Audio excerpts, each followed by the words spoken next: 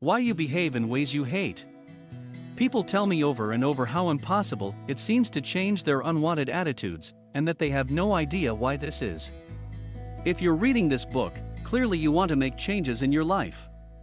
If you want these changes to last, you'll need to understand the how and why of guilt and resentment. How things you experienced in dealing with your parents and siblings created self-defeating patterns in you. Why these very same self-defeating patterns keep you from functioning as well as you can, or from being the person you'd like to be. All the willpower you have and the New Year's resolutions you make will not help you function better or assist you in becoming the person you truly do want to be. Why?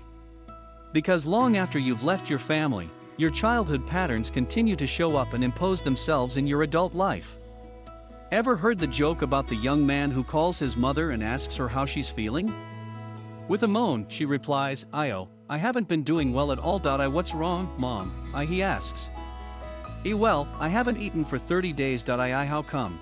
She replies, because I didn't want to have my mouth full in case you called. Why do we laugh at that joke?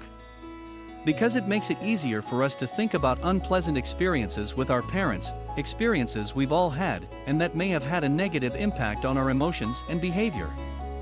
In that particular joke, the young man's mother makes him feel guilty for not calling more often by showing him how hurt she is. Imagine the impact on the man in the joke if his mother had treated him this way from childhood on up. Maybe he'd feel guilty about not being attentive enough to her.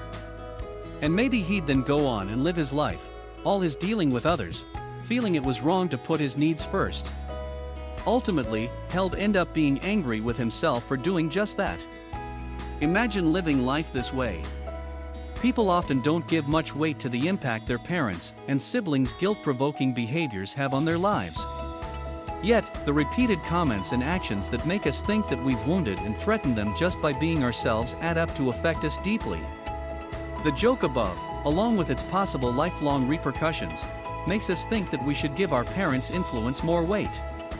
Your childhood probably had its share of carefree fun, exploring, risk-taking, sports challenges. Where there's a will, there's a way. I sound familiar.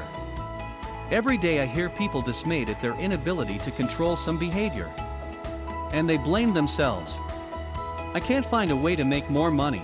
I can't figure out how to lose more weight. I can't understand how to have a lasting relationship. You yourself have probably made a New Year's resolution, or 2,000, vowing to change something you didn't like about yourself. And you failed, right?